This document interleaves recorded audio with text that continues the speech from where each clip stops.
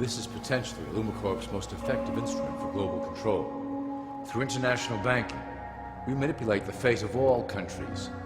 We have introduced many institutions, such as the IMF and WTO, that work in our favor to impoverish disobedient nations. Always remember, debt is a powerful weapon against countries that don't share Lumacorp's vision. Perhaps our greatest achievement in banking is the Federal Reserve System. It is a collection of international banks owned by Lumacorp members and financiers. It was created to form a centralized banking system through the Federal Reserve Act of 1913, an act that was indeed penned by some of our most esteemed members. Many of you might still assume that the government itself prints and issues the currency. That is not the case. When America needs money, they go to our boys and ask for it. The money is printed, but it is only representative of a loan. Interest accrues on that dollar until it is paid back to the Fed. In fact, the federal taxes paid by the American population go almost entirely to paying off this debt. So you see, Lumacorp derives a healthy amount of its operation funding directly from the debt of the public. Needless to say, this is one of our most crucial sources of funding and one of our proudest achievements here at Lumacorp. Through mergers and acquisitions, we have slowly and silently bought up the majority of U.S. industry. Lumacorp and its members own most of the oil, transport, banking, media, food and communications industries in America and abroad. Through fewer and fewer conglomerates, we are able to effect with great precision the machinations of labor and government.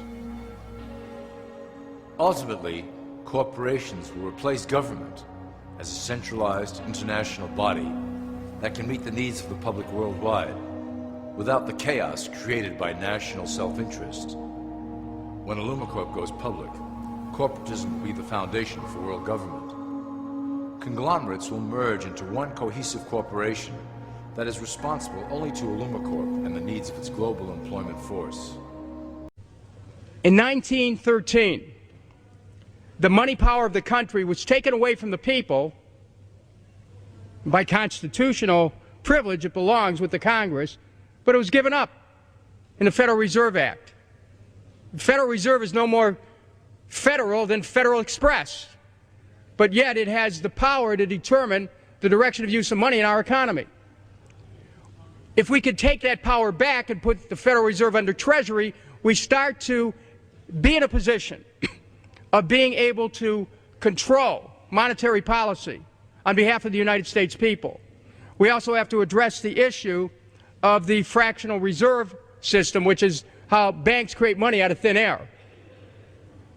And then as they do that, they've created the conditions where we've had this kind of Ponzi scheme collapsing, banks and the hedge funds working together. So we have to halt the bank's privilege to create money by ending the fractional reserve system. In the councils of government, we must guard against the acquisition of unwarranted influence, whether sought or unsought, by the military-industrial complex. The potential for the disastrous rise of misplaced power exists and will persist.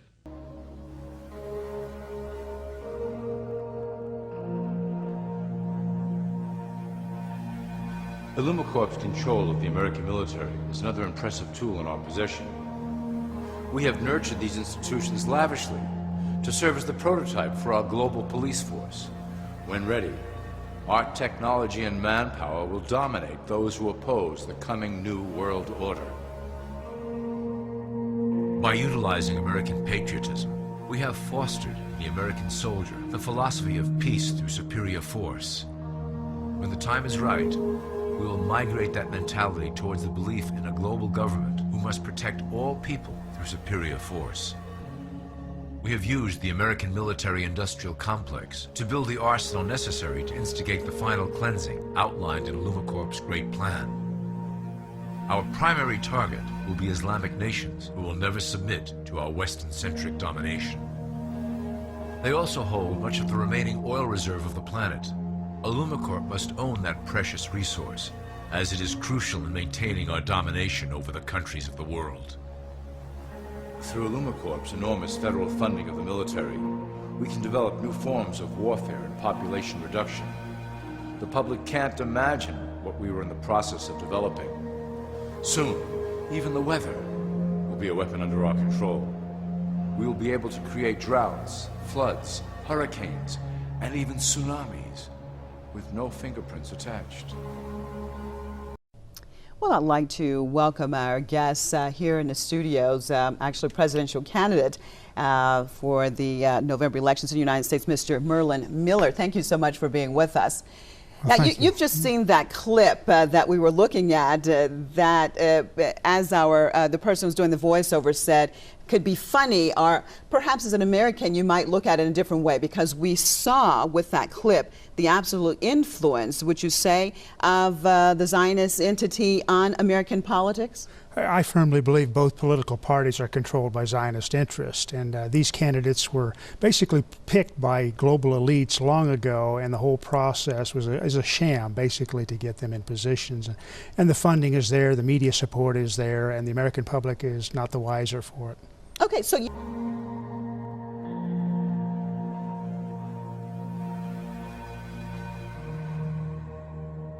The political system of America has been under direct control of the LumaCorp for some time. It was actually a relatively easy acquisition, and has been even easier to manage. Politicians know of our unspoken agreement, and will do anything to stay in power. A two-party system benefits the LumaCorp in that it reduces all issues into a black and white debate. Through media, we can play side against side, using each where necessary to support our goals. Due to a diminishing faith in the system among the public, LumaCorp has designed a rogue candidate program to provide a voice for the dispossessed. This disperses the impetus for dissent among those who do not feel represented by our candidates and builds a database of potential dissidents.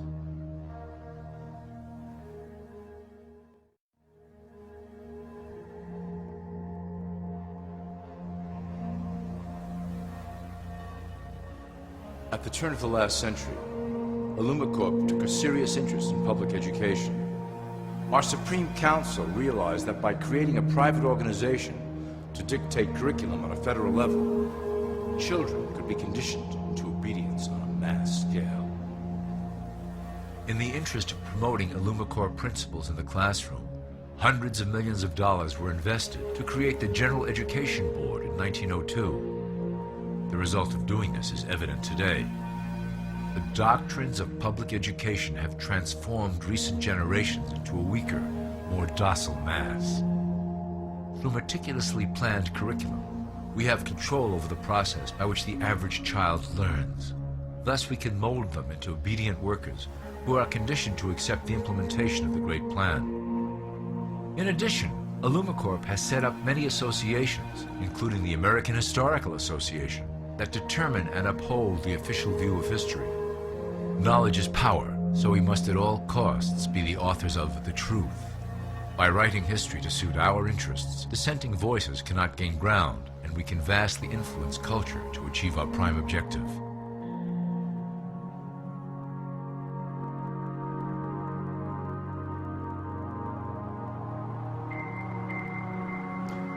LumaCorp uses the media to shape the public's opinion about current events and condition desired attitudes about our future agenda. Through news, entertainment, and advertising, we can program a variety of emotions and responses into the collective unconscious. In the past, we were limited entirely to print media, but now we have multiple mediums to utilize in programming and conditioning the masses. With cable news, we have directed the public to a more entertainment-based consumption of world events, infotainment. This medium is far more effective at subliminal reinforcement of desired attitudes towards our objectives. For instance, we are currently instilling a sense of duty towards environmental issues.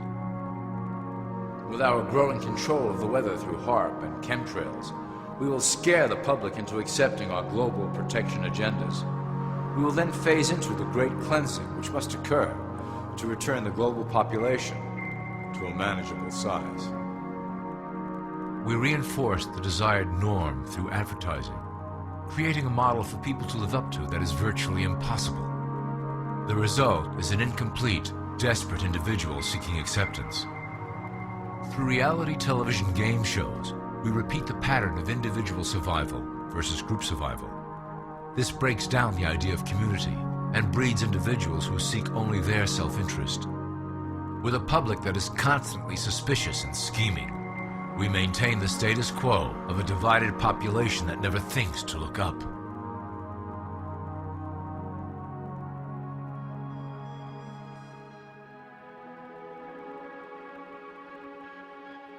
Religion has served its purpose incredibly well.